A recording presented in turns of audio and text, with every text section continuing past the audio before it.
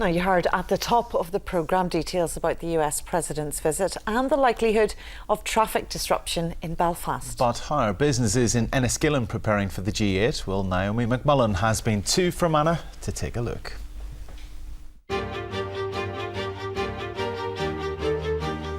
First impressions count, so look a little closer.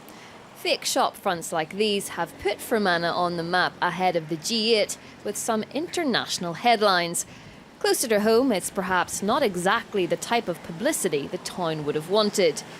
Though the international meeting is the spur to spruce the place up. Away from the quite literal window dressing, there's new railings, road surfaces and a shop front improvement scheme. This company sells building materials. Any cosmetic change, they say, is good for business and Enniskillen. Facelift does everywhere. The world of good freshens the place up. Like any town in Northern Ireland, everywhere needs redone and repainted and what have you. So it has given everybody the opportunity to do that. The feeling of businesses, I feel, would be a positive outlook towards G8 coming to Fermanagh. The G8 will bring opportunities, but of course there will be challenges. Part of the problem is no one can predict what exactly to expect. Joe Kelly is refurbishing his premises in the centre of the town. He says businesses are confident supplies will get through. A lot of businesses are taking the steps to make sure that their stocks are up and replenished properly in time before any slowdown in traffic might occur. We have been assured by the police that there will be the main routes through Enniskillen will be open.